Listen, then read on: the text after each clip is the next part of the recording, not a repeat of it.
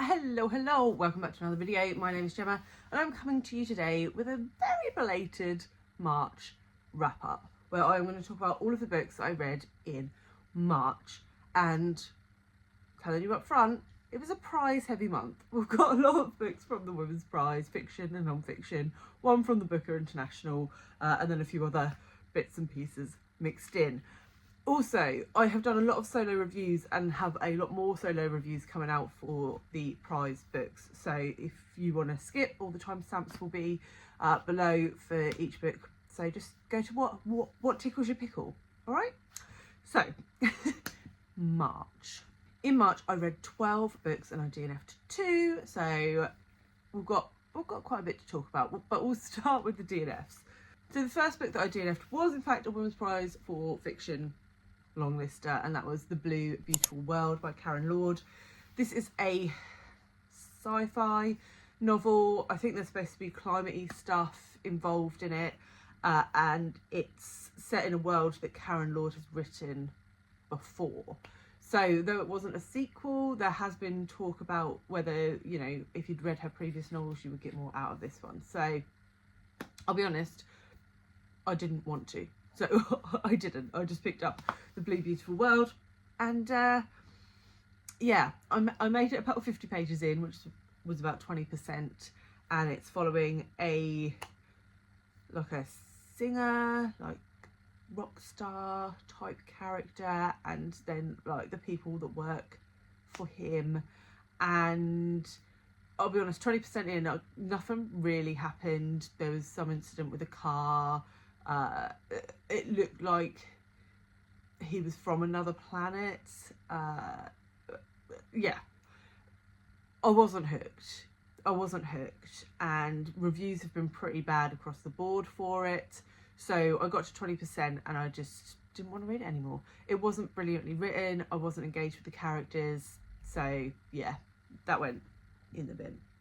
Number 13th, we have a buddy read, and that was Yumi and the Nightmare Painter by Brandon Sanderson, and I was a bit disappointed because the last book I read by Brandon Sanderson was Big Fat 5 Stars. So this one reads like YA. It's about two people, Yumi and the painter, and they are living on separate planets maybe, and then they sort of get pulled from one planet to the other.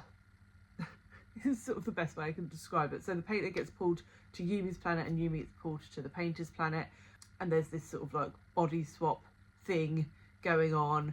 But I'll be honest, it just read like YA. There was like angstiness between the two characters, like a scene where Yumi was bathing in the river and it was like, oh, I can't look at you, oh my god, I can't, I was just like, no, I'm just too old and cynical and crotchety to care about young love. So I was reading that with Dia from Novel Idea, Sandy from Miss Reads a Lot, and Jack from Spread Bookjoy.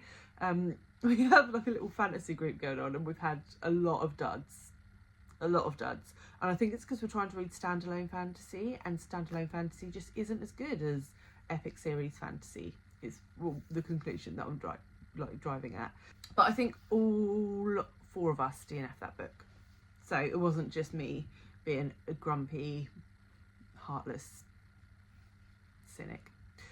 Number 12, a book I actually finished, but I only really finished it because it was a tandem read-along book, and I've also learned about myself that I'm not going to do tandem read-alongs anymore because you have to post loads of stuff on Instagram, and I just don't have the time or the inclination, especially when it's a book that I don't like.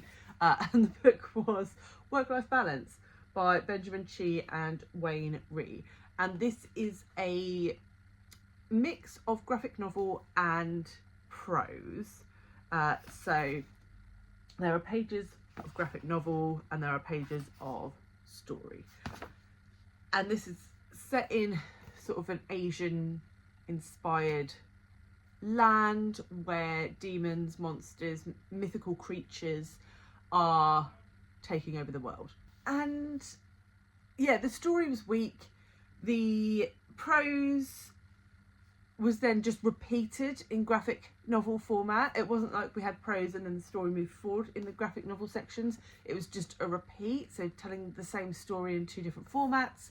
And yeah, the characters were weak, the plot was weak, the writing was weak. I don't really know what else I can say about it. I would not recommend. I thought it was a bit pants, in conclusion. So I gave that 2 stars. Then we move on to another women's prize book, River East, River West by Aube Lescure. And we're moving up into 3-star territory now. And this one's set in China. We're following 2 perspectives, a young girl and a guy. And we don't really know how they interconnect until a lot later in the book.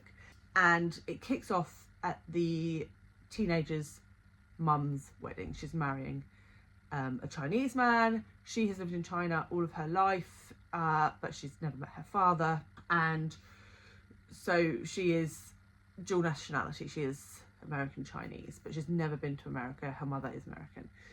And we sort of see the intersection of these 2 cultures, but through someone who has never experienced American culture. And yeah, all the characters in this book were just horrid. They were just really unlikable. If you like unlikable characters, then you might get on with this a bit better. But I do like my characters to have some sort of redeeming features. I really disliked the mother-daughter relationship. I didn't think it was particularly realistic. I didn't really care for the male perspective. I didn't really care what was going on for him. So yeah, it was just very, very average. Very average, I would say. I blasted through this audiobook in about 2 days while I was painting one of the bedrooms. So I just had it on. It was easily listening in the background. If you're looking for an easy book that you can just like push through, then, you know, maybe give it a go. But otherwise, it didn't do anything for me. In at 10th place, another women's prize for fiction long list out, Western Lane by Chetna Maroo. And this one's been talked about quite a lot across BookTube because it was also nominated for the Booker Prize last year. And this is a story of quiet grief. It follows a family from the perspective of one of the daughters whose mother has died. And we sort of see her interaction with her sisters and her father. And she is a pretty good squash player and her dad is very into squash. So they sort of like bond over this love of squash. And that's it really. That is the book. That is the whole book. If you like quiet books, then definitely this has got praise elsewhere. But if you like a bit of meat or substance, then there isn't any in this. It is just about a girl whose mum's died and her dad likes her to play squash. 3 stars. Okay, moving up to 3.5 stars. We have A Flat Place by Noreen Masud, which was nominated for the Women's Prize for Non-Fiction and has been shortlisted. And this is part memoir, part nature, non-fiction, as Masud sort of interrogates her life and her feelings being a Pakistani immigrant growing up in Pakistan and then moving to the UK and studying in the UK, a tumultuous relationship with her father, and sort of then she's smushed in a load of nature stuff to do with flat landscapes, which is somehow related to her upbringing. I don't know. I didn't gel with this book particularly well. There were beautiful sections in it, and I do think that the exploration of sort of the trauma that she experienced was quite impactful, but overall as a complete book it didn't work for me. I have got a full review, I'll leave it below. Okay, then we're moving into 4-star territory, so everything from here on out I thought was good, and we have The Women by Kristin Hannah, which was my hot or not pick for March. If you're unfamiliar, I read a new release once a month. I call the series Hot or Not, and in March the book was The Women. I am a big fan of Kristin Hannah. I've read several of her books at this point, and this one was pretty good.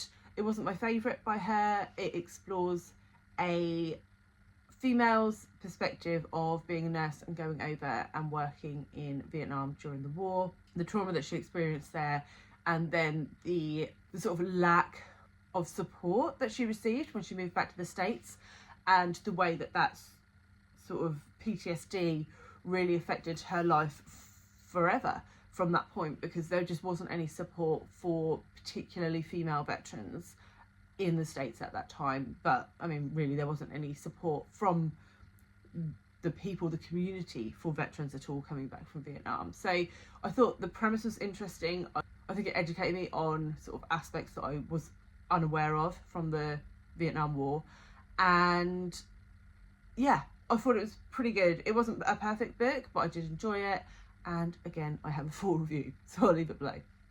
Next, we have Some People Need Killing by Patricia Evangelista, longlisted for the Women's Prize for Non-Fiction.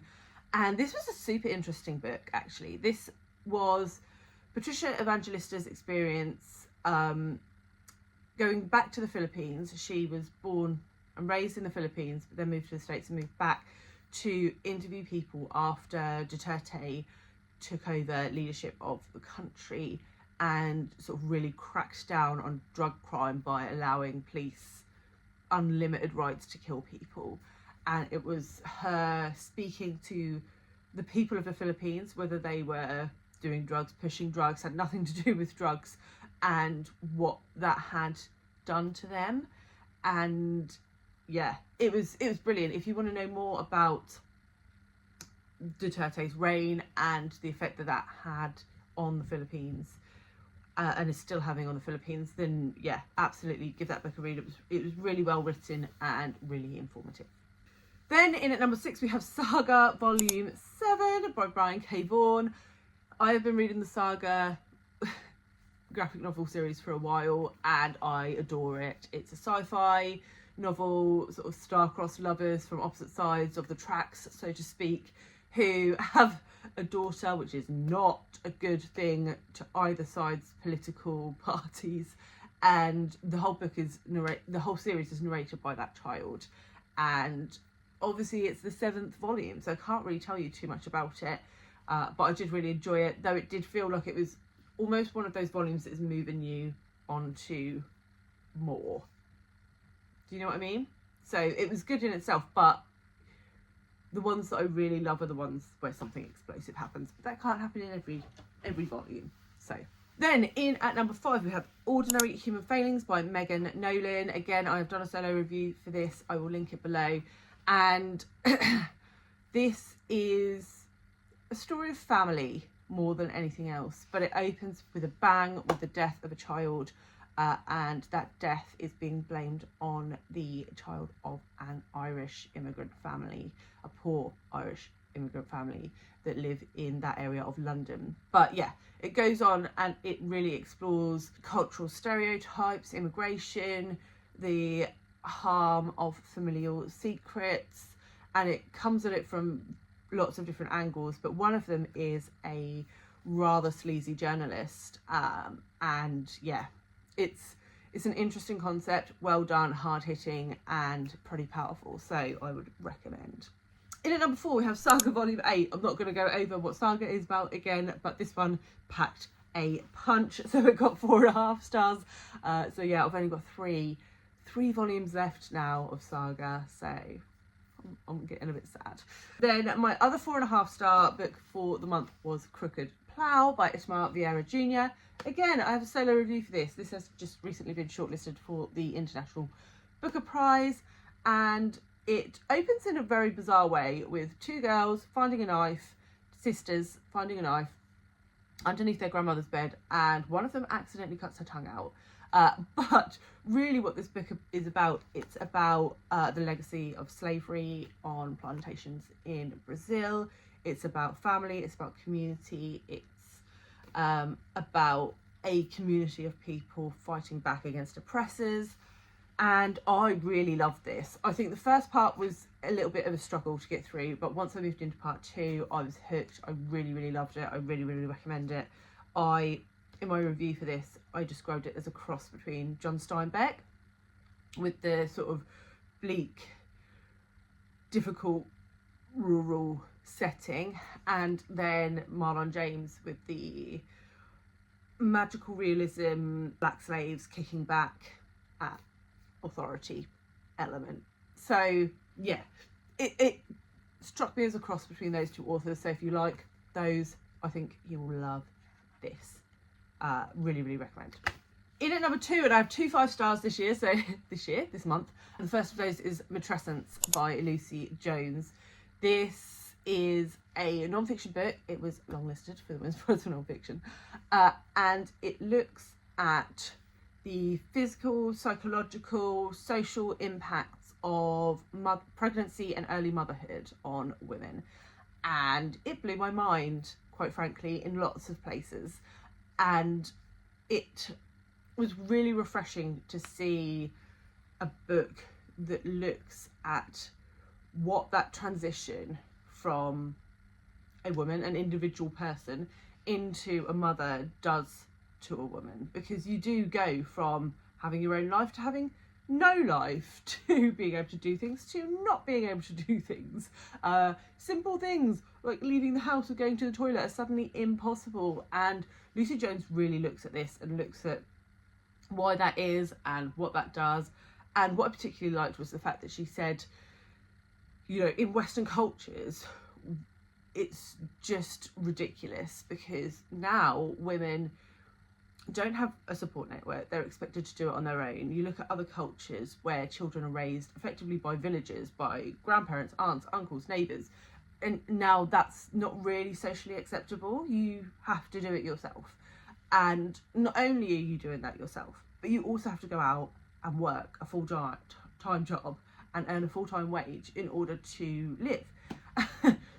And if you do that, then you have to put your child into childcare. And the UK has the second most expensive childcare in the world. And she's making these points and I'm like, this is such a messed up system and I live it. But because I'm engrossed in it, you know, this I just get from day to day to day.